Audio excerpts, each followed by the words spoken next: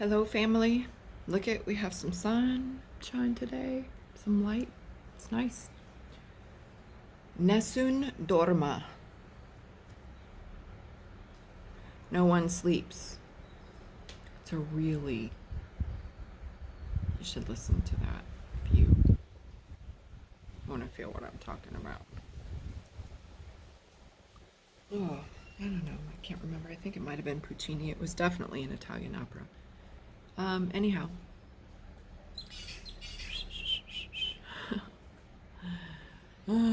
I have to use my glasses because I have notes on my computer screen and I need to read. Because I don't want to just put this out there without some background to, let me just say, I don't hate anybody or anything. It's just that there's things that I wish to entangle with and things I don't wish to entangle with, and I don't know. Maybe, that'll change, or anything's possible. But for the moment, I'll just say that I am not a fan of purse dogs. Now, what do I mean by purse dog? Well, what do I mean by that? Oh, by the way, when I'm taking this video, it goes like the video reflection or whatever in the screen. It's going all the way to the edges, just shy of the edges of the camera. But then I noticed when I posted the file online, it gets shrunk in this way. So like instead of being centered in the camera. Anyway, YouTube's doing all kind of stuff with our content.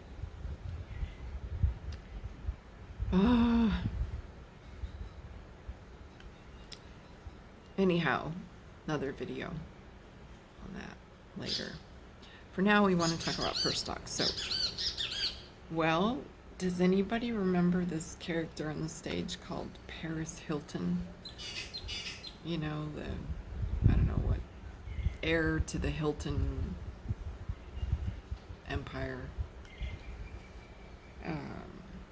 And she had like these dogs that would literally fit in a purse. In fact, I believe she was propagating the idea that we should have handbags just for our dogs. Okay, so obviously all right, let me just explain myself here. Why I have this perspective. First and foremost, because not from what I want, but I just look at the spirit of the animal. In this case, it would be the wolf, right? The spirit of the wolf, which had been domesticized, for lack of a better term, our constant companion for millennia. And just in the most recent history, let's just say in the last, I don't know, what is this, the 21st century? It's the 21st century on Caesar's calendar of fake time. So we're going to go back to like the 13th, 14th century, somewhere in there is kind of when it began.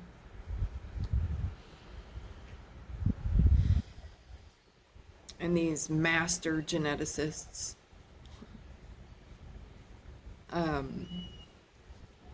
the one they depict in the hieroglyphs is the eagle, the Horus-headed upright being on two legs, carrying like a purse with the seed in it.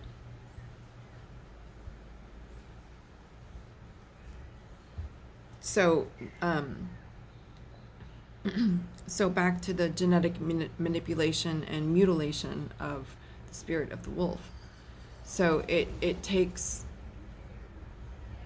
let's see, from a 3D perspective, in a laboratory with a petri dish and some other kind of fusion tools and techniques at your disposal, yes, you can. That's one way to create.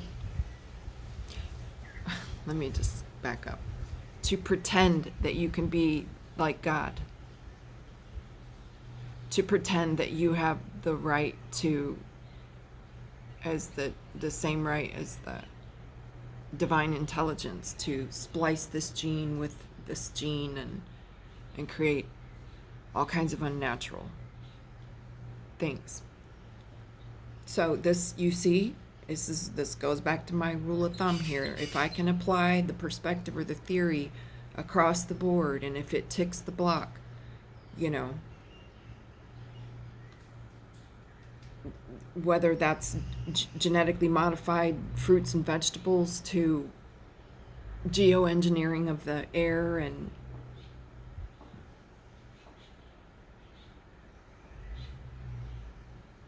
or dogs in this case, right?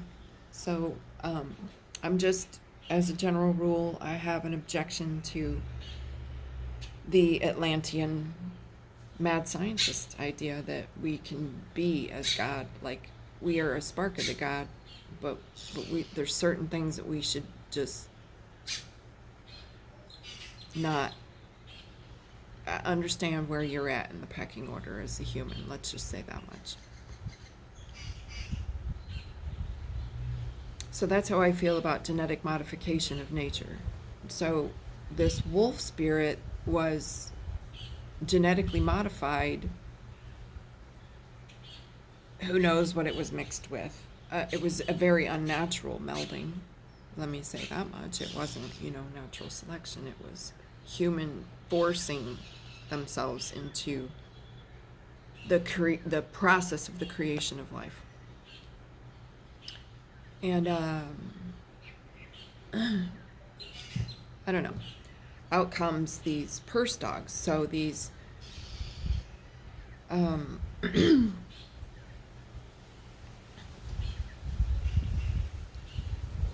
want to just say these descendants of, or the families of, or the brood of these so-called blue bloods, right? The ones who claim to be, to have divine right to rule over us, right? So go back with me here, just a brief moment in time. Just say recent history, say 15th, 16th century Europe. You'll see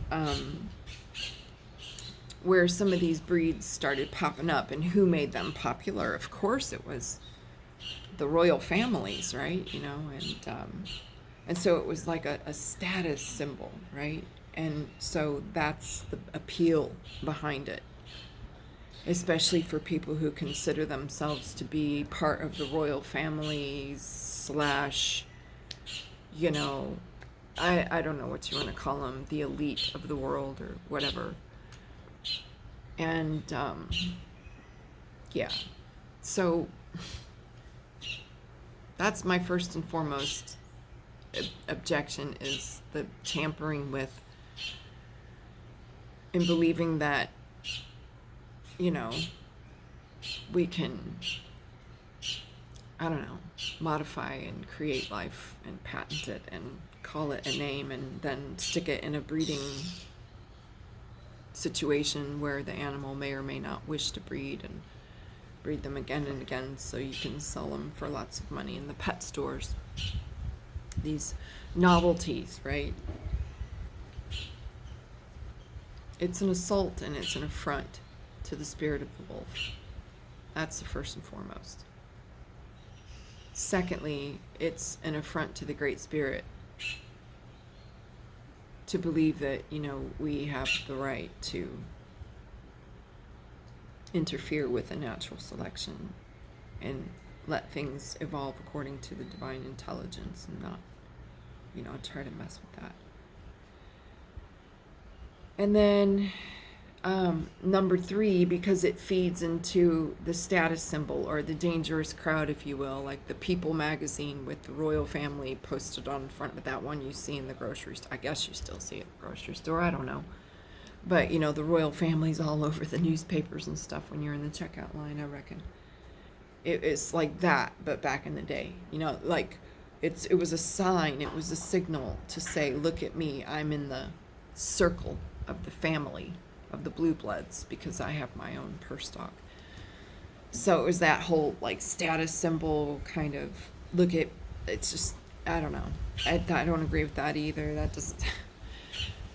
But then also from an objective point of view, like, why is the wolf even with us? Why did the wolf come to our campfire, if you will, to begin with, thousands of years ago? Because, well, it's nice to have a wolf around when you... Yeah, you see what I'm saying? It has a purpose. In the nighttime, when you want to sleep and rest, it'll keep away the invaders. The ones who seek to attack you while you sleep or while you're in a vulnerable moment. Like if you want some animal to protect your space while you go away. Or maybe they go with you and help you hunting. So you see this functional relationship. Or this, purposeful, like the reason why they got together, right? The original agreement of the wolf and the human to get together. It violates that because it destroys the purpose and perverts the purpose of the wolf, right? The wolf spirit. A pug is not going to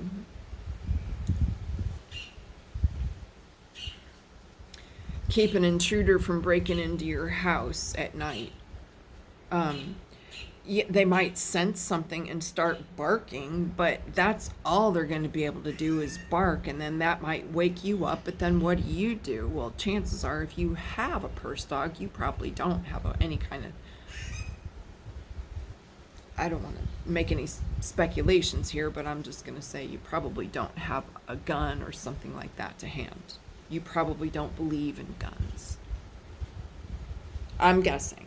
I could be wrong, but of course I can always be wrong. And I know I am in many cases, if not all, right? I'm open to that.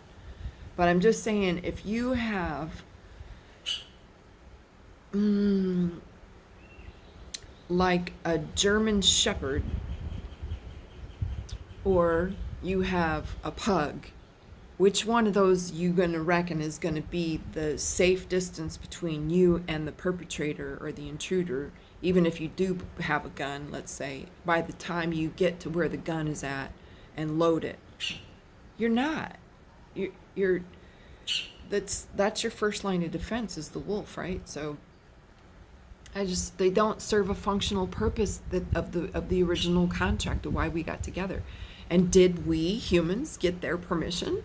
Did we get their permission to splice their genes with another, or force them to have sex with another breed of animal that are not, another breed of dog that they wouldn't normally engage with, right? It's just for multiple reasons, you see. So that's my caveat. Now let me get to the story.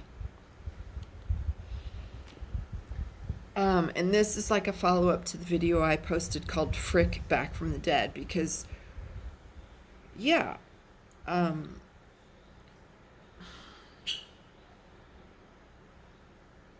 me see if I want to say this. Well, I'm going to just read the notes here. No, these are the notes that were posted in the show notes of the video called Frick Back from the Dead. So I won't repeat them. This is just a continuation of this. So this is just a separate subject regarding purse dogs.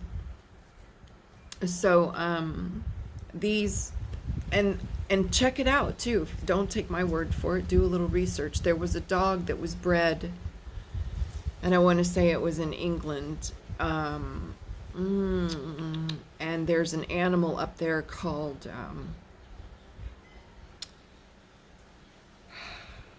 Badger, Badger, and the badger is like one of the most aggressive like, I mean, he's not aggressive by nature, but if you mess with him, he will fight to the death, usually. Like, that's the typical mentality of the badger. You just don't mess with the badger.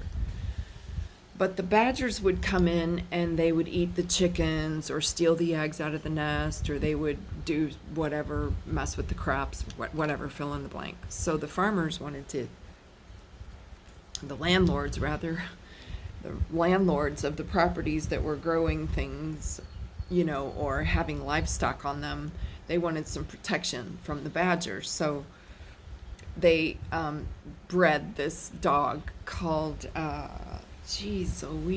everybody calls it like the wiener dog. It's the one with the really super short legs, and it's really long like that, and it's got a long snout. This is the reason why this dog was bred, because it will attack with more aggressiveness and fight. It will not just try to protect it will seek out the badger to attack the badger, and it too will fight to the death. And it scares even the badger. That's the purpose of this dog and why it was bred. So then the badger turns around and runs into his hole to escape these miniature Dachshunds, I think is what they might be called, wiener dogs, right? And they go out in gangs, right? So they're attacking this badger, and the badger knows he can't win, so he turns around and he goes and runs to hide in his burrow, which is typically, you guessed it, the dogs are bred just enough to squeeze into that burrow and get in there and attack the badger in his burrow and kill him. That's why these dogs were bred. So if you look up like dogs and their propensity for aggressiveness, they are number one. In fact, I would go so far as to say that they are either number one or definitely in the top 3 most aggressive animals writ large on the planet. And I say that with confidence because they are one of the few animals that will attack for no reason. Right? So anyhow, where was I? So yes, regarding the Cult of Zubuya, and so there was this violent psychopaths that I lived across the street from, George and Maria, but then they were part of a larger sort of community of that's called Zubuya, and it's a cult for sure. I mean, yeah, for sure. But anyhow, so they come in there with these 2 or 3, I can't remember, and a Chihuahua as well. These are all super aggressive dogs, not good at all.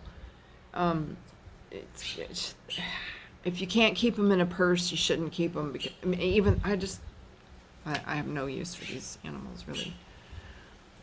Sorry, I just don't. Anyhow, so it goes on to say, my notes here, referring to the Cult of Zubuya, who were lockstep with George and Maria and totally on board with everything that George and Maria did to me, actually facilitated it, and is actually looking forward to profit from the theft that George and Maria have already profited from it, from the theft that they executed. So these folks are as Marciano and Monica, but we always call her Moni. And so this is my notes. This is Marciano and Moni's extremely aggressive dogs come over to my house to attack the dogs at my house. And when the dogs at my house defend themselves from the assault, which they can tell is not just a random, I'm coming to scare you or maybe give you a little nip, but I'm coming to kill and fight to the death. That's what my dogs feel, and so they try to defend themselves, and one of their purse dogs gets a little nip on the ear or whatever the case is. Now all of a sudden it's my fault, and I get phone calls and nasty text messages telling me to control my dogs. You see, What is this if not the Kali Yuga and the wicked feminine and the demasculated, castrated male who has no boundaries, no rules, right? The dogs have boundaries. That's your boundary for your dogs where they live, and this is a boundary where the other dogs live. You're the one that can't keep your dogs from coming onto my territory because they are vicious animals and they are seeking always to be violent. Kind of like, I'm just saying. It has been my experience that if you witness the behavior of the dog and the mannerisms and the characteristics of the dog, you will see a mirror reflection of the human. I'm just saying. So these dogs come over with the intention to kill, and it's my fault. And so I must suffer all the shitty text messages and the insinuations and the gossip in the neighborhood. Oh my God. And all others must suffer as well, including the animals, the birds, the lizards, the iguanas, the tajons, and any other creature of the forest. All of them must suffer because these animals will and do go out and kill everything in their sight, especially if it creeps and crawls or tries to hide into a burrow. So the message here from Marciano and Monica is, all bow to me and my ridiculous purse dog, the number one most aggressive dog, the number one most aggressive dog, and perhaps the number one most aggressive animal on the planet. It is not my fault. You must make concessions for what I want, because I can do what I want without having to consider any consequences to anyone. I have no frontiers, I have no boundaries, I have no rules for myself, and so no one else therefore must have any. Yes, I perceive the world as I am. I don't have that slave-master relationship, and I just don't do stupid, so. And don't even get me started about cats in the forest. Thank God we have venomous snakes to keep the cat population in check, but they just keep bringing in more cats. Let me read the rest of my notes. So the impact of these insanely aggressive animals and the cats, the impact to the forest and others is as follows. I have, over the course of just my first 2 years living there, witnessed a 90% reduction in iguanas and lizards, a 100% decline in frogs, and a 20% decline in bird species, because it's just not safe for the animals to live there and build their nests there. One cat has a kill zone radius of 1 kilometer, and these nasty creatures, excuse me if you love cats, but look, I'm just being honest. I'm being honest about how I feel. These creatures they kill everything. They kill. They're hunters. They seek to play with the mouse, and if you feed them, it's even worse, because then they don't even eat what they hunt. They just hunt for fun and murder everybody. And one cat can have a 1 kilometer kill radius, and they breed like 6 times faster than a dog. So you just get 1 or maybe 2 cats in the neighborhood, and now we got a massive, massive problem. Here's one example. Not only is it bad for the lizards and the iguanas and the birds and the frogs and all these other kinds of critters, but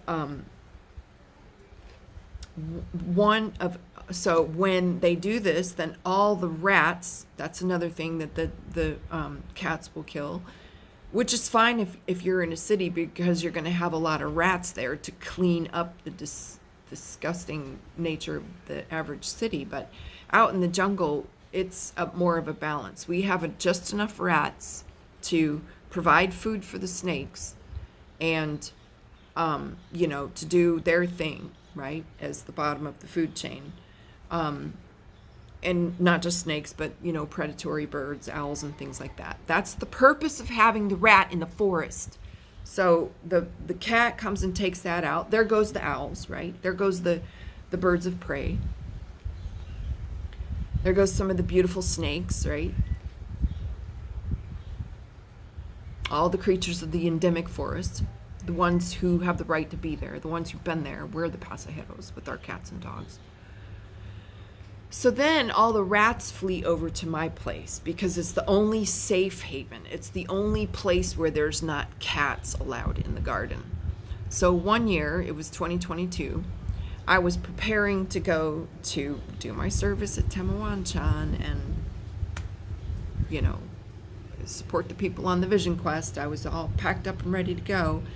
And when you know it, I had an infestation of rats. 33 rats I caught in my house. This was in 2022 because at that point they had 3 or 4 cats around the neighborhood. So before the sacred snake could take out 2 of them, I had a manifestation of 33 rats in my house. That means I had to throw out all my food in the cabinets. I had to remove all the contents of all my cabinets and clean up all the rat shit and the rat's nest and the rat's piss. But hey, that's okay. It's all about what they want. It's all about wanting your cat, right? Don't worry about the consequences for anybody. Don't worry about killing off the endemic species. Don't worry about the cost and the suffering and the loss that you cause for your neighbors.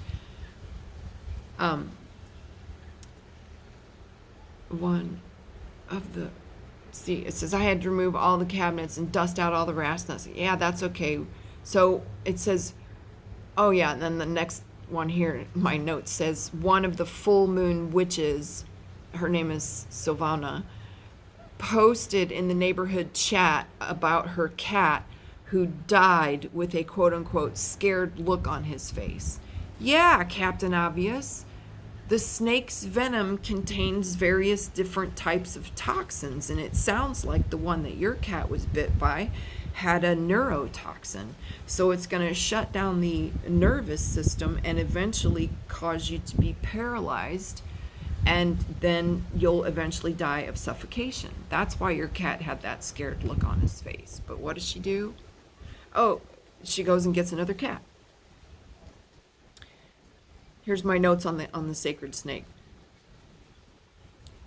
And the sacred snake knows how much venom to use, exactly to the millimeter of a milligram, right? To kill the threat, and being that poison in his system would be just the right amount that cat was able to run approximately 50 meters from the point at where he was bitten, so he could make it to his front door so Silvana could see the effects of letting your cat roam around in the forest. After he destroys everything, the sacred snake is going to put that little thing in check. Anyway, a little side diversion about the cats. Now, just to give you an example, one more example about these ferocious wiener dogs. My notes here says, all right, well, first of all, then I had another, I was just surrounded by retard there. There was another neighbor who went and bought, yes, that's right, contributed to the delinquency of murderous criminals who go into the termites' nest seeking eggs of the parrots. You know, the green parrots with the clown faces, and or other birds, so they can clip their wings and put them in a cage.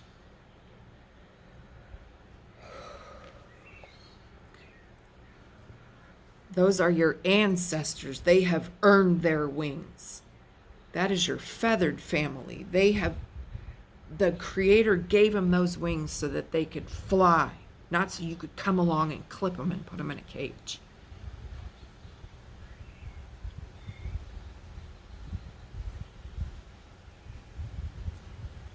Sorry. Just had to get that off my chest. Whew.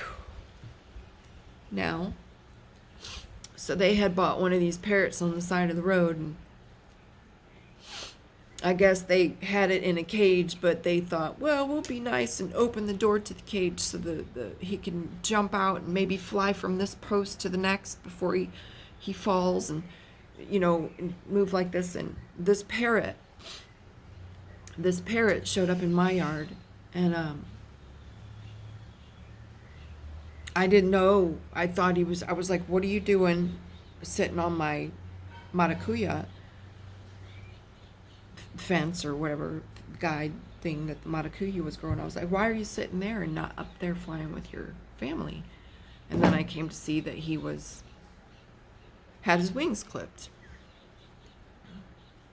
Anyway, so he would, and the dogs would, I think there was 4 dogs at that time, and they would they just were fascinated with this parrot. They really wanted to get to him and play with him. But I said, look, you're not allowed to touch. And they didn't. And eventually the parrot would play with the dogs to say, look, I can jump from tree to tree and we can play and run together. But, it was only when I told the dogs, I said in no uncertain terms, if that parrot decides he wants to land on the ground and you attack him, you will never forget the consequences. So just don't do it, right? And they didn't. So then the parrot was landing on my shoulder, and then he would make sure the dogs, and he was so intelligent, beautiful creature. And then he would jump on the ground, and the dogs would oh, how they do, we want to come play with you, but we know we can't.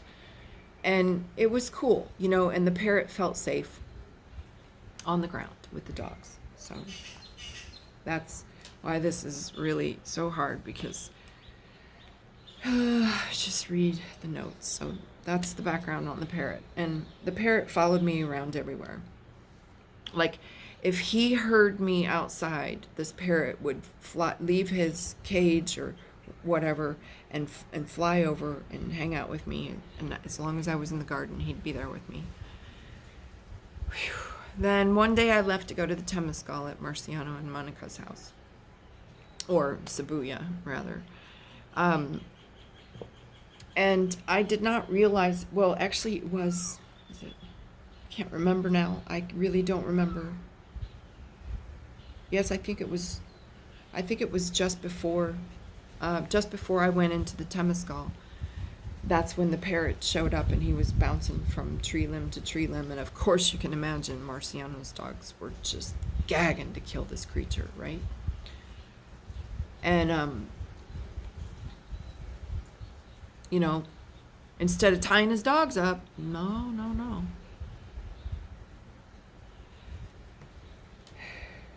Anyway, so the parrot was up in the tree, and he just instinctively knew not to come down while I was in